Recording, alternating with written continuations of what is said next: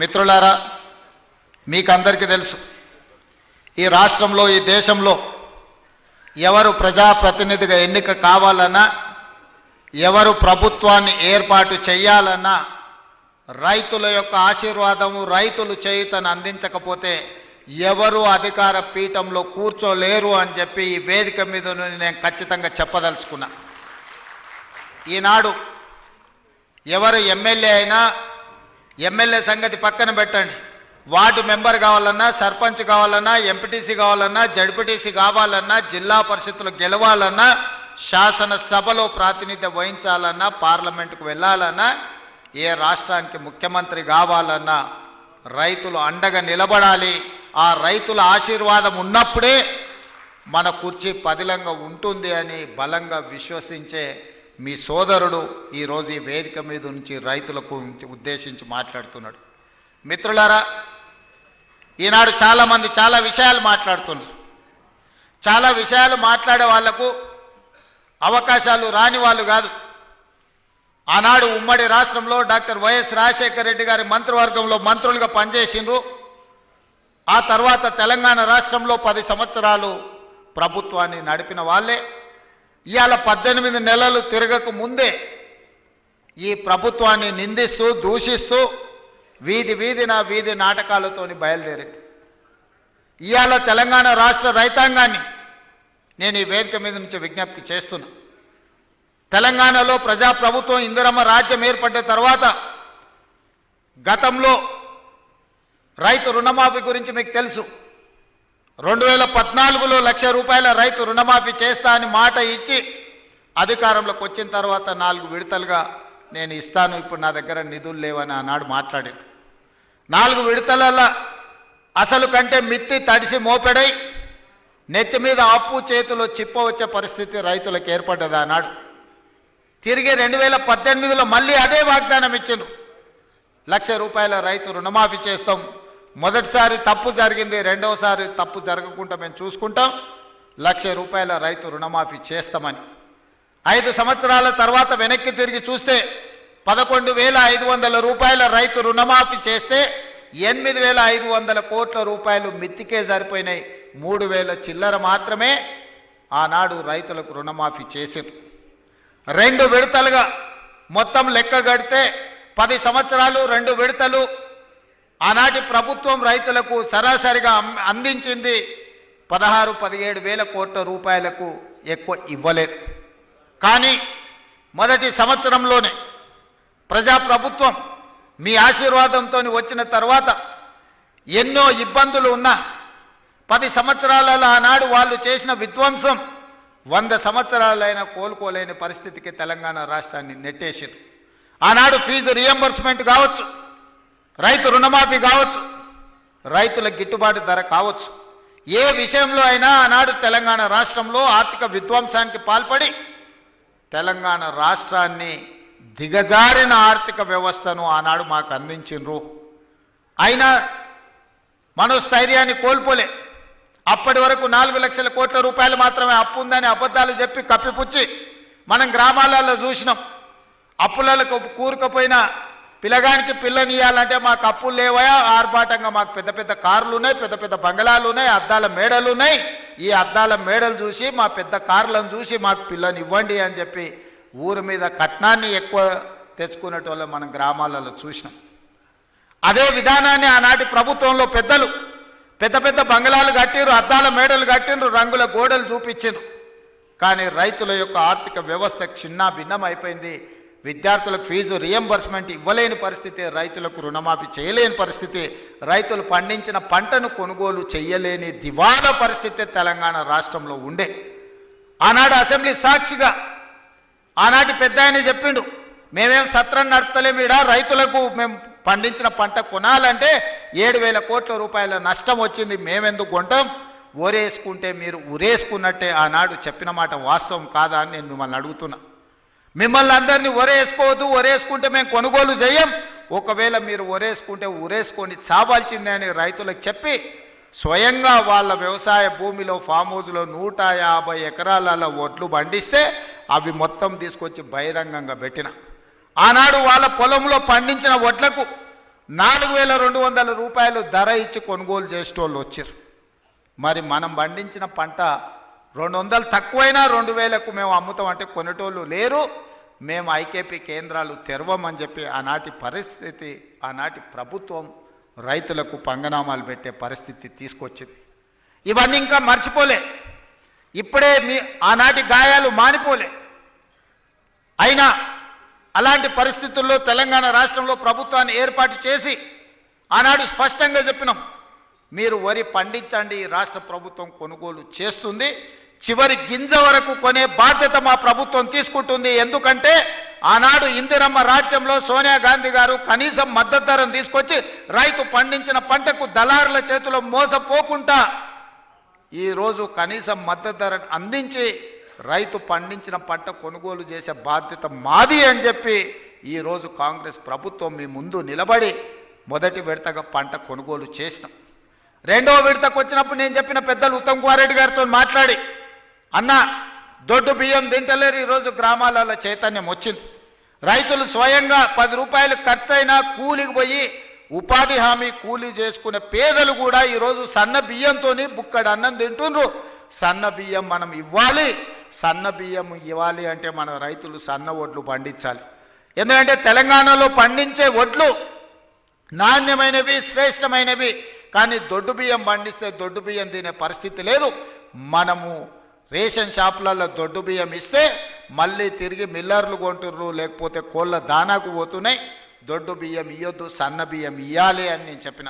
మరి ఏం చేయాలి, సన్న బియ్యం ఇవ్వాలి అని అంటే నేను చెప్పిన, మీరు రైతులకు విజ్ఞప్తి చేయండి, నేను చేస్తా మీరు చేయండి. ఉప ముఖ్యమంత్రి గారు చేస్తారు, వ్యవసాయ శాఖ మంత్రి గారు చెప్తారు, రైతులకు సన్న వడ్లు పండిస్తే 500 రూపాయల బోనస్ ఇచ్చి ఆ వడ్లను కొంటాము, మాది బాధ్యత అని అంటే నమ్మకంగా విశ్వాసంగా తెలంగాణ రాష్ట్రంలో పండించిన పంటలో 60% పోయినసారి సన్న వడ్లు మీరు పండిస్తే ఆ సన్న వడ్లను కొన్ని సన్న బియ్యం చేసి ఇవాళ పేదోళ్లకు సన్న బియ్యం రేషన్ షాపులలో పంచుతున్న మాట వాస్తవం కాదా? 6,40,000 కుటుంబాలు ఈరోజు రైతు వేదికలలో ఉన్నారు. ఇవాళ మా అక్కలీడికి వచ్చిండ్రు, రైతులు మాట్లాడినరు, మా ఆడబిడ్డలు మాట్లాడినారు. ఇవాళ పిల్లలకు రేషన్ షాపుల్లో మా ప్రభుత్వం ఇస్తున్న సన్న బియ్యంతోనే అన్నం పెడుతున్నారా లేదా ఒకసారి ఆలోచన చెయ్యండి. ఇవాళ మా రైతాంగానికి నేను ధన్యవాదాలు చెప్పదలుచుకున్నా. మీరు ఈ ప్రభుత్వం మీద నమ్మకంతో, విశ్వాసంతో బోనస్ ఇస్తారో ఇవ్వరో అని అనుమానం ఉన్నా మీరు సన్న వడ్లు పండించిండ్రు కాబట్టి ఆ సన్న వడ్లు ఇవాళ బియ్యంగా మారి పేదోళ్ళ కడుపు నింపుతున్నది అని అంటే రైతులు చేసిన ధైర్యం. అందుకే మీరు పండించిన సన్న వడ్లకు 500 రూపాయల బోనస్ ఇచ్చి కొనుగోలు చేసినాం. ఇవాళ ధైర్యంగా నిటారుగా నిలబడి తెలంగాణ రాష్ట్రం నెంబర్ 1 వడ్లు పండించడంలో ఒక్క సంవత్సరంలో 2,80,00,000 మెట్రిక్ టన్నుల వడ్లు పండించి దేశంలోనే మొదటి స్థానంలో, ఒకనాడు ఆంధ్రప్రదేశ్ పంజాబ్ మొదటి స్థానంలో ఉంటే ఇవాళ తెలంగాణ రాష్ట్రం వరి పండించడంలో మొదటి స్థానంలో ఉంది. అందులో సన్న వడ్లు పండించడంలో మనం మొదటి స్థానంలో ఉన్నాం. ఇవాళ మన రైతుల శ్రమ ఊరికపోలే. ఇవాళ మీరు కష్టపడి పండించిన సన్న వడ్లు బియ్యంగా మారి పేదోళ్ళ కడుపు నింపుతున్నాయి అని అంటే ఇంతకంటే రైతుల కళ్ళల్లో ఆనందం ఏముంటుంది? తెలంగాణ రాష్ట్ర ముఖ్యమంత్రిగా మీ సోదరుడిగా ఇంతకంటే విజయం ఏముంటుందని చెప్పి నేను ఈ సందర్భంగా మిత్రులారా మిమ్మల్ని అడుగుతున్నా. అందుకే ఇవాళ రకరకాల ఇబ్బందులు ఉన్నాయి. చాలామంది ఈరోజు మా బిల్లులు రాలేదంటున్నారు. అక్కడక్కడ మా సర్పంచులు రణగొన ధ్వని చేస్తున్నారు మా బిల్లులు రాలేదని. నేను మా సర్పంచ్ మిత్రులను అడుగుతున్నా, అయ్యా నేను వచ్చే నాటికే మీ కాలం అయిపోయింది సర్పంచుల పదవి. మీ సర్పంచ్ పదవులు, మీరు సర్పంచులుగా చేసిన పనులు మా హయాంలో చేయలే. ఆనాడు మీరు పనిచేస్తే ఆనాడు బిల్లులు చెల్లించండి. ఆయన మీలాకటి బిల్లులు చెల్లించనివి 1,29,000 కోట్ల రూపాయలు నా నెత్తి మీద అప్పు మోపి పొయ్యిండు. మొయ్యలేనంత భారం, నడుము వంగిపోయే పరిస్థితి ఉంది. దాదాపుగా 60,000 కోట్ల రూపాయలు కాంట్రాక్టర్లకు బిల్లులు పెండింగ్ పెట్టిపోయిండు. ఉచిత కరెంటు బిల్లులు 20,000 కోట్లు విద్యుత్ శాఖకు పెండింగ్ పెట్టిపోయిండు. ఇట్లా చెప్పుకుంటూ పోతే ఫీజు రియంబర్స్మెంటు, షాదీ ముబారక్, కళ్యాణ లక్ష్మి ప్రతి దగ్గర దొరికిన కాడల్లా అప్పు చేసిండు, అందిన కాడల్లా టోపీ పెట్టిండు. మొత్తానికి 8,29,000 కోట్ల రూపాయల అప్పు నా నెత్తి మీద మోపి బట్టి విక్రమార్క గారి నడుము వంగిపోయే పరిస్థితి, రాష్ట్ర వ్యవస్థను ఆర్థిక వ్యవస్థను మాకు అప్పచెప్పిండు. ఇన్ని అప్పులు ఇన్ని తప్పులు చేసి ఇంకా ఇవాళ రోడ్ల మీదకి వచ్చి అడ్డమైన మాటలు మాట్లాడుతున్నారు. ఇవాళ ఈ వాళ్ళు చేసిన అప్పులను వాళ్ళు చేసిన తప్పులను సరిదిద్దడానికి రోజుకు 18 గంటలు పనిచేసిన సరిపోని పరిస్థితి. ఈ నేపథ్యంలో ఈరోజు సర్పంచులు ఒక పక్కన ఫీజు రియంబర్స్మెంట్, ఇంకొక పక్కన ప్రభుత్వ ఉద్యోగులకు పాపం 35 ఏళ్ళు కష్టపడి ఉద్యోగాలు చేసి వాళ్ళు దాచిపెట్టుకున్న పైసలు, వాళ్లకు రిటైర్మెంట్ బెనిఫిట్స్ ఇవాళ 12,000 కోట్ల రూపాయలు బకాయిలు పెట్టిపోయిన. ఎవరైనా నమ్మకంగా ప్రభుత్వం దగ్గర పనిచేసి 35 సంవత్సరాల తర్వాత రిటైర్ అయిపోతే రిటైర్మెంట్ బెనిఫిట్స్ ఇవ్వాల్సిన పరిస్థితి ఈరోజు రాష్ట్ర ఆర్థిక వ్యవస్థ దెబ్బతిన్నది. ప్రభుత్వ ఉద్యోగస్తులకు ఒకప్పుడు ప్రభుత్వ ఉద్యోగస్తులకు మొదటి తారీఖు నాడు రిజర్వ్ బ్యాంక్ నుంచి సరాసరి వాళ్ళ ఖాతాల్లోకి జీతాలు వెళ్ళేది. గత ప్రభుత్వంలో విడతల వారీగా ఇన్స్టాల్మెంట్లు జీతాలు ఇవ్వాల్సిన పరిస్థితి నుంచి మొదటి తారీఖు నాడు జీతాలు ఇచ్చే పరిస్థితికి మనం తీసుకొచ్చినాం. ఒక్కొక్కటిగా సరిదిద్దుతున్నాం, ఒక్కొక్క వ్యవస్థను ప్రక్షాళన చేస్తున్నాం. ఈరోజు ఉన్న కష్టాలకు ప్రభుత్వ ఉద్యోగులకు రిటైర్మెంట్ బెనిఫిట్స్ ఇవ్వాలంటే కష్టంగా ఉంది. విద్యార్థులకు కాలేజీలకు ఫీజు రియంబర్స్మెంట్ ఇవ్వాలంటే కష్టంగా ఉన్నది. షాదీ ముబారక్ కళ్యాణ లక్ష్మిని అమలు చేయాలంటే కష్టంగా ఉన్నది. ఆ కష్టాలను ఎదుర్కొంటూనే సరిదిద్దుకుంటూనే ఈనాడు ఈ రైతుల కోసం 9 రోజుల్లో దాదాపుగా 9,000 కోట్ల రూపాయలు ఇవ్వాలి. అగ్రికల్చర్ యూనివర్సిటీలో మీతో కలిసి ఈ రైతులకు వ్యవసాయం దండగ కాదు, వ్యవసాయం పండుగ చెయ్యాలి. వ్యవసాయం అంటే 10 మందికి సాయం చేసే వృత్తి. వాళ్ళు కష్టాలలో ఉండి వాళ్ళు కాలిపోతున్న 10 మంది కడుపు నింపాలని ఏ రైతాంగం కష్టపడుతుందో ఆ రైతాంగానికి రైతు భరోసా పథకం ద్వారా ఈనాడు ప్రారంభించి 9 రోజులు తిరిగే లోపల దాదాపుగా 9,000 కోట్ల రూపాయలు 1,49,00,000 ఎకరాలకు 70,11,984 మంది రైతులకు రైతు భరోసా పథకం కింద నగదు బదిలీ చేయడానికి ఈరోజు ఇక్కడికి వచ్చిన మిత్రులారా, ఇన్ని కష్టాలున్నా ఇన్ని నష్టాలు రాష్ట్ర ప్రభుత్వానికి ఉన్నా రైతాంగాన్ని ఆదుకోవాలి. రైతు బాగుంటే రాజ్యం బాగుంటుంది. ఇవాళ రైతు చేతుల నగదు ఉంటే అప్పులోల చేతుల బలి కాకుంటాడు. అప్పులకు మిత్తీలకు ఇవాళ వెళ్ళి రైతు బలి కాకూడదన్న ఏకైక లక్ష్యంతోనే ఈరోజు ఈ కార్యక్రమాన్ని తీసుకున్నాం. ఇప్పటి వరకు దాదాపుగా రైతు రుణమాఫీ కావచ్చు, లేకపోతే రైతు భరోసా కావచ్చు, అదేవిధంగా వ్యవసాయానికి ఉచిత విద్యుత్తు కావచ్చు, అదేవిధంగా రైతులు పండించిన పంట కొనుగోళ్లు, దాంతోపాటు బోనస్ కావచ్చు, అదేవిధంగా రైతు బీమా కావచ్చు. ఈ 18 నెలలల్లా కొనుగోలుతో సహా మొత్తం కలిపితే 1,01,728 కోట్ల రూపాయలు ఖర్చు పెట్టిన రాష్ట్రం తెలంగాణ రాష్ట్రం. ధైర్యంగా పైసకు లెక్క చెప్తా రేపు అసెంబ్లీలో.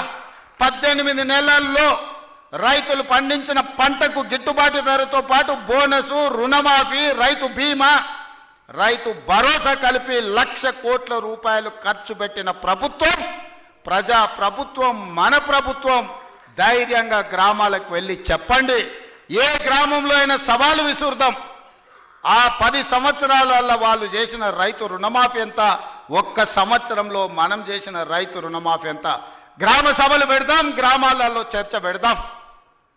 ఆనాడు వాళ్ళు పండించిన పంట కొనుగోలు చేయడానికి ఐకేపీ కేంద్రాలు తెరవకపోతే ఈరోజు 8,000 పైచీలకు ఐకేపీ కేంద్రాలు తెరవడమే కాదు, 48 గంటలు తిరిగే లోపల ఉత్తమ్ కుమార్ రెడ్డి గారు ఏ రైతు పంట అమ్ముకున్నాడో అతని ఖాతాలో నగదు బదిలీ చేయడమే కాదు, 500 రూపాయల బోనస్ ఇచ్చి ఇవాళ రైతుల ఆత్మగౌరవం పెంచే విధంగా ఈరోజు రాష్ట్ర ప్రభుత్వం ప్రయత్నం చేస్తుంది. ఆనాడు ధరణి పేరు మీద దోపిడీ చేస్తే, ధరణి కొంతమంది దోపిడీదారులకు చుట్టమైతే భూభారతి చట్టాన్ని తెచ్చి పేదలకు అండగా నిలబడి ఈరోజు పొంగులేటి గారు గ్రామాన గ్రామ సభలు పెట్టి రైతుల సమస్యల్ని పరిష్కరించే ప్రయత్నం చేస్తున్నాం. ఎన్నో చిక్కుముళ్ళు, ఎన్నో సమస్యలు అడుగు ముందుకు వెయ్యాలంటే ఒక చీకటి పరిస్థితి. అక్కడి నుంచి వెలుగు వైపు రాష్ట్ర ప్రభుత్వాన్ని, రైతాంగాన్ని నడిపించే ప్రయత్నం చేస్తున్నాం. అరే పిల్లగాడు కొత్తగా వచ్చిండు, కొంతకాలం సమయం ఇద్దామన్నా కనీసం విజ్ఞత లేదు. 10 సంవత్సరాలు పరిపాలించిన వాళ్లకు మొదటి రోజు నుంచే ఎట్లయినా పడగొడదాం, ఎట్లయినా ఇబ్బంది పెడదాం. విద్యార్థులు చచ్చిపోతే సంతోషంతో నృత్యాలు చేస్తారు, రైతులు చచ్చిపోతే సంతోషంతో వాళ్ళు ఇవాళ చేస్తున్నారు. ఎక్కడైనా బస్సు కింద పడేవారని చచ్చిపోతే వాళ్ళకు ఆనందమే. ఎక్కడైనా ఆహార కలుషితమైపోయి విద్యార్థులు చచ్చిపోతే వాళ్ళకు ఆనందమే. ఎక్కడైనా రైతు ఆత్మహత్య చేసుకుంటే వాళ్ళకి ఆనందమే. ఎందుకంటే వీళ్ళ చావుల పునాదుల మీద అధికారం అల్కగెక్కొచ్చన్న ఆలోచన, దుర్మార్గమైన దురాలోచనతోటి ఈరోజు ప్రతిపక్ష పార్టీ పనిచేస్తున్నది. అరే కొంతకాలమైన సమయం ఇయ్యరా? సరిదిద్దుకోవడానికి అవకాశం ఉండదా? 5 ఏళ్ల కోసం ఎన్నికైన ఈ ప్రభుత్వం ప్రజల కోసమే పనిచేస్తుంది కదా. ప్రతినిత్యం మీ మధ్యలోనే ఉన్నాం కదా. ఎక్కడైనా ఫామ్ హౌస్లో పండుకున్నామా? ఎక్కడైనా దాచుకున్నామా? లేం కదా, మీ మధ్యలోనే ఉన్నాం కదా. ఎవరు వచ్చినా కలుస్తున్నాం కదా. నేను కానీ మా మంత్రులు కానీ ఏ ఒక్క రోజైనా ఈ రైతాంగాన్ని కలవకుండా, మా ఎమ్మెల్యేలు గ్రామాలు తిరగకుండా ఎక్కడైనా ఉన్నారా ఈ 18 నెలల? గతంలో ఎప్పుడైనా ముఖ్యమంత్రి ఎన్నిసార్లు కనిపించిండో లెక్కలు తీయండి. ఎన్నిసార్లు సచివాలయానికి వచ్చిండో మీరు చూడండి. ఈనాటి పరిపాలన చూడండి. అంతెందుకు టెలిఫోన్ ట్యాపింగ్ గురించి మీకు తెలుసు కదా. భార్యాభర్తలు మాట్లాడుకుంటే కూడా ఫోన్ లేని పరిస్థితి ఆయనలో ఉండే. ఇవాళ మమ్మల్ని బహిరంగంగా వచ్చి ఏమన్నా దూషించినా ఫోన్లలో మాట్లాడుకున్నా మీకు అందరికీ స్వేచ్ఛగా లేరా? ఫోన్లలో భయపడుతారు ఇప్పుడు మాట్లాడానికి. గతంలో ఎట్లుండే, ఇవాళ ఎట్లుంది? ఈ స్వేచ్ఛ 4 కోట్ల తెలంగాణ ప్రజలకు వచ్చిందా రాలేదా? తెలంగాణ ప్రజలు కోరుకున్నదే స్వేచ్ఛ కదా, సామాజిక న్యాయం కదా, సమాన అవకాశాలు కదా. ఈనాడు కులగణన కావచ్చు, లేకపోతే ఎస్సీ వర్గీకరణ కావచ్చు. ఇవాళ మంత్రివర్గంలో 4 దళితులు, ఒక స్పీకర్, 5 మంది ఉన్నారు. ఆయల్ల ఒక ఏకలింగం ఉండే, ఆయల్ల ఏకలింగం ఉండే ఆ ప్రభుత్వంలో. ఇవాళ ఈ వేదిక మీద 5 మంది ఉన్నారు. 4 మంత్రులు, ఒక స్పీకర్, దళిత సామాజిక వర్గం నుంచి ఇవాళ ఈ వేదిక మీద కూర్చున్నారంటే సామాజిక న్యాయం అనేది కాంగ్రెస్ పార్టీతోనే సాధ్యమవుతుంది. సమాన అవకాశాలు ఈ ప్రభుత్వంలోనే ఉంటాయి. 60,000 ఉద్యోగాలు ఇచ్చింది మన పార్టీ, మన ప్రభుత్వం సంవత్సరం తిరిగే లోపల. నేను ఛాలెంజ్ చేస్తున్న భారతదేశంలో స్వతంత్రం వచ్చినప్పటి నుంచి ఏ రాష్ట్ర ప్రభుత్వమైనా, ఉమ్మడి రాష్ట్రంలో కూడా ఆనాడు ఆంధ్రప్రదేశ్లో కూడా ఒక్క సంవత్సరంలో 60,000 ఉద్యోగాలు ఇచ్చిన చరిత్ర లేదు. మన ప్రభుత్వం 60,000 ఉద్యోగాలు ఇవాళ ఇచ్చింది. శాఖల వారిగా నేను లెక్క చెప్తా. ఒకప్పుడు ఉద్యోగాల కోసం తెలంగాణ ఉద్యమమే వచ్చింది. ఒకప్పుడు నోటిఫికేషన్ల కోసం లక్షలాది మంది విద్యార్థులు రోడ్ల మీదకి వచ్చింది. కానీ మన ప్రభుత్వం వచ్చిన తర్వాత అన్నా నోటిఫికేషన్లు ఎక్కువైతే కొంచెం ఆలస్యం అన్నీ చదువుకోవాలంటే కష్టమవుతుందా, అశోక్ నగర్లో ధర్నాలు చేసిరు. ఆనాటికి ఈనాటికి ఉన్న తేడాను మీరు గమనించండి. ఆ పిల్లల భవిష్యత్తు కోసమే ఈ ప్రభుత్వం ఉంది. మీరే ఈ దేశ, ఈ రాష్ట్ర భవిష్యత్తు మీకోసమే ఈ ప్రభుత్వం పనిచేస్తుంది. మీ భవిష్యత్తును తీర్చిదిద్దాలన్నదే మా ఆలోచన. మాకేముంటుంది, మేము అన్ని సాధించినాం, మాకు రావాల్సిన అవకాశాలన్నీ మాకు వచ్చినాయి. ఇంకా మేము కొత్తగా సాధించేది ఏం లేదు. మాకు ఆనందాన్ని ఇచ్చేదే మీ భవిష్యత్తు. మిమ్మల్ని తీర్చిదిద్దుతే మేము విజయం సాధించినట్టే. ఇవాళ మీ అందరి కోసం ఈ రైతుల పిల్లలే ఈరోజు వ్యవసాయ శాఖ యూనివర్సిటీలో చదువుకుంటున్నారు. ఇవాళ డాక్టర్లైనా, లాయర్లైనా, ఇంజనీర్లైనా, IAS IPSలైనా ఈరోజు ఈ రైతుల పిల్లలే ఈరోజు డాక్టర్లు, లాయర్లుగా రాణిస్తారు. ఇవాళ IASలలో మన వాళ్ళు ఉండాలి, సివిల్ సర్వీసెస్లో ఉండాలని ఢిల్లీకి వెళ్ళి చదువుకుంటున్న విద్యార్థులకు రాజీవ్ గాంధీ గారి పేరు మీద వాళ్ళకు ఆర్థికంగా సాయం అందించాలి. పేదోళ్ళ పిల్లలు ఢిల్లీలో వెళ్ళి చదువుకోవాలంటే కష్టంగా ఉందంటే సివిల్స్కు ప్రిపేర్ అయ్యే వాళ్ళకు 2 లక్షల రూపాయలు చదువుకున్న పిల్లలకు ఆర్థిక సాయాన్ని మన ప్రభుత్వం అందించింది. ఎందుకంటే పేదోళ్ళ పిల్లలు ఈ దేశంలో IASలు, IPSలు, IFSలు అయితే ఏ రాష్ట్రంలో అయినా ఉండని, ఏ కేంద్ర ప్రభుత్వంలో అయినా పనిచేయని, పుట్టిన ఊరికి ఏదన్నా చెయ్యాలనే లక్ష్యంతో పనిచేస్తారని ఆ పిల్లల్ని సివిల్ సర్వీసెస్ వైపు మనం ఈరోజు ప్రోత్సహిస్తున్నాం. అందుకే ఈరోజు ప్రతి శాఖను ప్రక్షాళన చేసుకుంటూ వస్తున్నాం. ప్రతి ప్రయత్నం చిన్న చిన్న తప్పులు ఎక్కడైనా దొర్లినా ఎంబడే సరిదిద్దుకొని వాటిని ముందుకు తీసుకెళ్తున్నాం. మిత్రులారా, ఇవాళ తెలంగాణ రాష్ట్ర ప్రజలకు ఇదొక సంతోషకరమైన శుభదినం. 8-9 రోజుల్లో 9,000 కోట్ల రూపాయలు రైతుల ఖాతాలో పడుతున్నాయంటే నిజంగా రైతులు ఎవరి దగ్గర చెయ్యి చాల్చాల్సిన పని లేదు. ఏ పెట్టుబడికైనా ఇంతకుముందే పెద్ద ఆయన వచ్చి చెప్పిపోయిండు, సార్ ఉత్త వడ్లే కాదు, కూరగాయలు పండిస్తే లాభం ఉంది, మొక్క పండిస్తే లాభం ఉంది, ఆలుగడ్డలు పండిస్తే లాభం ఉంది, నేను పెట్టుబడి పెట్టిన దానికంటే నాకు అధికంగా లాభం వచ్చింది, డ్రిప్ ఇవ్వాలని పెద్ద ఆయన వచ్చి చెప్పిపోయాడు. దాని నుంచి మనం నేర్చుకోవాల్సిన అవసరం ఉంది. ఒకప్పుడు డ్రిప్, స్ప్రింక్లర్స్, వ్యవసాయ పనిముట్లు ఆనాడు ఉచితంగా లేకపోతే 90% సబ్సిడీతో కాంగ్రెస్ ప్రభుత్వం ఇచ్చింది. ఇవాళ అవన్నీ మాయమైపోయినాయి. అందుకే మళ్ళీ వ్యవసాయ శాఖ మంత్రి గారికి నేను సూచన చేస్తున్నా, వ్యవసాయ పనిముట్లను రైతులకు అందించి మంచి పంటలు పండించడానికి అవసరమైన కమర్షియల్ క్రాప్స్ను ప్రోత్సహించాల్సిన అవసరం ఉంది. ఎందుకంటే వ్యవసాయం లాభసాటిగా కావాలి.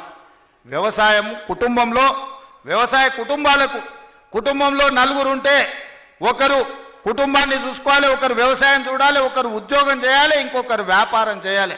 అప్పుడే ఆ కుటుంబం ఆర్థికంగా నిలబడుతుంది, అప్పుడే రాష్ట్రం అభివృద్ధి పదం వైపు నడుస్తుంది.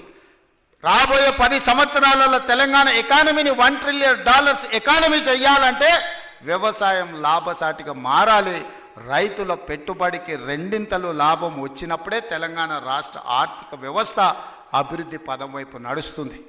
మరి తెలంగాణ రాష్ట్ర ఆర్థిక వ్యవస్థ అభివృద్ధి పదం వైపు నడపాలంటే పరిశ్రమలు పెట్టే వాళ్ళకి సబ్సిడీలు ఇవ్వడమే కాదు, పరిశ్రమలు పెట్టే వాళ్ళకి భూములు ఇవ్వడమే కాదు, వ్యవసాయం చేసుకుంటున్న పేద రైతులకు కూడా సబ్సిడీలు ఇవ్వాల్సిన అవసరం ఉంది, ఇన్సెంటివ్లు ఇవ్వాల్సిన అవసరం ఉంది, టెక్నాలజీని బదిలీ చేయాల్సిన అవసరం ఉంది, సాంకేతిక నైపుణ్యాన్ని నేర్పాల్సిన అవసరం ఉంది. ఈరోజు టెక్నాలజీలో AI టెక్నాలజీ వచ్చింది. రైతుకు తెలీదు పాపం, 2 ఎకరాలలో ఒడ్లు పండిస్తే మొత్తానికి యూరియా చల్లుతాడు. కానీ ఎక్కడ సమస్య ఉందో అక్కడనే చల్లగలిగిన సాంకేతిక నైపుణ్యాన్ని తెస్తే ఎరువుల బాధ దప్పుతుంది, కలుషితమైన ఆహారం తగ్గుతుంది, భూమి సారవంతమైన నేలగా ఉంటుంది. ఇట్లాంటి సాంకేతిక నైపుణ్యాన్ని కూడా ఈరోజు వ్యవసాయ శాఖ నేర్చుకోవాల్సిన అవసరం ఉంది, రైతులకు నేర్పాల్సిన అవసరం ఉంది. అదేవిధంగా ఈరోజు వ్యవసాయ పంపు సెట్లు సంవత్సరానికి దాదాపుగా 17,000 కోట్ల రూపాయలు ఉచిత విద్యుత్తుకి ఈరోజు మనం ఖర్చు పెడుతున్నాం. ఇవాళ అదే సోలార్కి మనం మారిపోతే సోలార్తోని మీ వ్యవసాయం ఉచితమే కాదు, మీరు సోలార్ విద్యుత్తు ద్వారా నెలకు 2,000, 3,000 మా ఆడబిడ్డలకు ఆదాయం వచ్చేటట్టు విద్యుత్తు శాఖకు సంబంధించి ఉప ముఖ్యమంత్రి గారు ప్రణాళికలు చేస్తే రైతులు సిద్ధంగా ఉన్నారు. దానికి అవసరమైన పెట్టుబడి మనం పెడదాం. కొన్ని వేల కోట్ల రూపాయలు ఒకసారి పెట్టుబడి పెట్టినా 25 సంవత్సరాలు ఈ రైతులకు లాభసాటిగా ఉంటుంది. వాళ్ళు వాడుకోగా మిగిలిన విద్యుత్తును మీకు అమ్ముతారు. ఈరోజు మా రైతులు అదానీ అంబానీలతో పోటీ పడే విధంగా తీర్చిదిద్ది సోలార్ విద్యుత్ ఉత్పత్తిలో అదానీలతో పోటీ పడే విధంగా మా రైతుల్ని ఇంటికాడ కూర్చున్న వాళ్ళకే ఆదాయం వచ్చే విధంగా ప్రణాళికలు చేయాలి. ఈ వేదిక మీద నుంచి ఎనర్జీ డిపార్ట్మెంట్కు అదేవిధంగా సంబంధిత శాఖ మంత్రి గారికి నా సూచన, మీరు ప్రణాళికలు సిద్ధం చేయండి, రైతులను చైతన్యం చేద్దాం, రైతులకు అవగాహన కల్పిద్దాం. మంది ఆడబిడ్డలు చదువుకొని విజ్ఞతతో మాట్లాడిన ఆ పెద్ద ఆయన మాట్లాడుతుంటే ఆయన ఉపయోగించిన ఇంగ్లీష్ భాష కావచ్చు, పదాలు కావచ్చు, అవగాహన కావచ్చు, అనుభవం కావచ్చు, ఆ పిల్లలే కాదు వేదిక మీద ఉన్న మంత్రులు కూడా నేర్చుకోవాలి. విషయాన్ని ఏ విధంగా సూటిగా శుద్ధి లేకుండా ఎట్లా చెప్పొచ్చో, అవగాహన ఎట్లా కల్పించో ఆ పెద్ద మనిషిని మనం చూసి నేర్చుకోవచ్చు. అందుకే ఇవాళ అలాంటి వాళ్ళని నేను కలెక్టర్లకు ఆదేశాలు ఇస్తున్నా. వ్యవసాయం మీద అవగాహన ఉండి 10 మందికి నేర్పాలన్న పెద్ద మనుషులను గ్రామాలు తిప్పండి, రైతు వేదికలలో సమావేశాలు పెట్టండి, వాళ్ళ చేత అవగాహన కల్పించండి, అవసరమైతే వాళ్ళకి ఆహారూర్యం ఇవ్వండి, రోజుకో 1000 రూపాయలు ఇవ్వండి. వాళ్ళ అవగాహనతోని రైతు వేదికలలో పోయి అవగాహన కల్పించినందుకు అదొక గుర్తింపు, ఒక గౌరవం. 1000 రూపాయలతో ఒక రోజు వాళ్ళ జీవితంలో మార్పు వస్తుందని నేను చెప్పడం లేదు, కానీ ప్రభుత్వం ప్రోత్సహిస్తుంది, ప్రభుత్వం గుర్తిస్తుంది, ప్రభుత్వం మిగతా రైతులకు అవగాహన కల్పించడానికి ప్రయత్నం చేస్తుంది అని చెప్పడానికి ఇవన్నీ కూడా ఉపయోగపడతాయి. కాబట్టి కలెక్టర్లందరికీ కూడా ఈ వేదిక మీద నుంచి చీఫ్ సెక్రటరీ గారికి నేను ఇన్స్ట్రక్షన్స్ ఇస్తున్నా. కలెక్టర్లందరినీ కూడా మీరు కలెక్టర్స్ కాన్ఫరెన్స్ తీసుకొని సోలార్ పంపు సెట్ల వల్ల ఉన్న ప్రయోజనం, ఈరోజు రైతులకు వరే కాకుండా ఇతర లాభసాటి పంటలు ఏ విధంగా పండించాలి, భూమి యొక్క సారాన్ని చూసి ఏ భూమిలో ఏ పండ్ల తోటలు వస్తాయో, ఏ భూమిలో ఏ కూరగాయలు పండుతాయో, ఏ భూమిలో ఏ పంట అధిక దిగుబడి వస్తుందో, అది మొక్కజొన్న వస్తుందా, లేకపోతే పత్తి వస్తుందా, మిర్చి వస్తుందా, లేకపోతే కందులు వస్తాయా. మా కొడంగల్ తాండూరు ప్రాంతంలో మేము కందులు పండిస్తాం. దేశానికే మా కందిపప్పు అంటే, తాండూరు కొడంగల్ కందిపప్పు అంటే దేశంలో గొప్ప పేరు. ఏ ఏరియాలో ఏ పంట వండుతుందో, అచ్చంపేట ప్రాంతంలో పోతే దోసకాయలు వండుతాయి. దోసకాయ కందిపప్పు ఎంత బ్రహ్మాండంగా ఉంటుందా, చికెన్ మటన్ కూడా వనికిరాదు దాని ముందర. ఇప్పుడు ఆ పిల్లలకు తెలియకుండానే పోయింది. కొత్త తరానికి ఇప్పుడు దోసకాయలు అంటున్నారు, వెనక బుడంకాయలు అనేటోళ్ళు, అవునా? కందిపప్పులా వేసి చేస్తే మన అమ్మనో నాయనమ్మనో వండితే మటన్ చికెన్ కంటే టేస్టీగా ఉండేది. జొన్న రొట్టెతోని కందిపప్పు బుడంకాయలతో తింటే ఎంత మజా ఉండేదా. ఇవాళ ఆ రుచులే పోయినాయి. అందుకే ఈరోజు పంట మార్పిడి జరగాలి, ఆలోచనలో చైతన్యం రావాలి, ప్రజలకు ఉపయోగపడాలి. మనము పోయి ఎక్కడెక్కడనో పోయి ఏదో కొత్త రకాల వంటలు, కొత్త రకాల డైట్ అని తీసుకొస్తున్నారు కొత్త కొత్తవి. ఎందుకంటే మన పెద్దోళ్ళు మనకి ఇచ్చిపోయారు. జొన్న రొట్టె తినండి, మీ బట్టలు మీరు ఉతుక్కోండి, 6 ప్యాక్ ఉంటుందో లేదో మీకు తెలుస్తుంది. మీ బట్టలు మీరు ఉతుక్కొని జొన్న రొట్టె తింటే మీరు ఏ జిమ్ములకి వెళ్ళి కండలు పెంచాల్సిన పని లేదు. ఆటోమేటిక్గా మీరు 6 ప్యాక్ తయారవుతారు. అవేవి చేయకుంటుండి జిమ్ములలో పోయి స్టెరాయిడ్స్ వారి ఆరోగ్యాన్ని పాడు చేసుకుంటారు. అందుకే ఈరోజు మా రైతులను ఇన్ని లక్షలాది మందిని వేదిక మీద నుంచి, వ్యవసాయ యూనివర్సిటీ నుంచి లక్షలాది మంది రైతులను ఉద్దేశించి ప్రసంగించడమే కాదు, వాళ్ళకు వేలాది కోట్ల రూపాయలు బదిలీ చేయడం ఇదొక మర్చిపోని జ్ఞాపకం. మీ అందరికీ ఈ ప్రభుత్వం అండగా నిలబడుతుంది. రాబోయే రోజుల్లో భూమి అనేది మీకు ఇండ్ల పట్టా అనేది ఇందిరమ్మ ఇల్లు అనేది ఇందిరమ్మనే ఇచ్చింది. ఆనాడు దొరల దగ్గర, భూస్వాముల దగ్గర వేలాది ఎకరాలు ఉంటే అగ్రికల్చర్ సీలింగ్ యాక్ట్ తీసుకొచ్చి ఆ భూములన్నీ తీసుకొని పేదోళ్లకు అసైన్మెంట్ పట్టాల పేరు మీద పంచిపెట్టారు. అటవీ ప్రాంతంలో ఉన్న ఆదివాసులకు, లంబాడ సోదరులకు పోడు భూముల పట్టాలు ఇచ్చి వాళ్ళని భూ యజమానులను చేసింది. ఇల్లు లేనోళ్లకు ఇంటి పట్టా ఇచ్చింది, ఇల్లు కట్టుకోలేని వాళ్ళకు ఇందిరమ్మ ఇల్లు కట్టించింది. డబుల్ బెడ్రూమ్ ఇల్లు అన్నాడు. ఎవరికన్నా ఇక్కడ ఉన్న పేద రైతుకు డబుల్ బెడ్రూమ్ ఇల్లు వచ్చినాదే. కానీ ఇవాళ లక్షలాది ఇందిరమ్మ ఇల్లు ఇవ్వడానికి మనం ముందుకు వచ్చినాం. మీరు ఇండ్లు కట్టుకోండి, ఒక ఇంటి వాళ్ళు కాండి, ఉన్న ఊర్లో ఇల్లు, ఇంత వ్యవసాయ భూమి అనేది మన ఆత్మగౌరవం. అంతకుమించి రైతులు ఏం కోరుకుంటలేరు. వాళ్ళు కష్టపడ్డ పంటకు వాళ్ళు గిట్టుబాటు ధర అడుగుతారు. అవి కూడా ఇవ్వలేని పరిస్థితిలో ఈ ప్రభుత్వం లేదు. మిమ్మల్ని ఆదుకుంటుంది, మీకు అండగా నిలబడుతుంది. పంట మార్పిడి చేయండి. మీరు ఏం పండించినా పంట మనం కొనుగోలు చేయడానికి అవసరమైన కేంద్రాలను ఏర్పాటు చేస్తాం. నాకు మంచి టీం ఉన్నది, మంచి మంత్రులు ఉన్నారు, అనుభవం కలిగిన వాళ్ళు ఉన్నారు. నాకు మంత్రిగా అనుభవం లేకపోవచ్చు, కానీ అనుభవం కలిగిన మంత్రులు పెద్దలందరూ ఉన్నారు.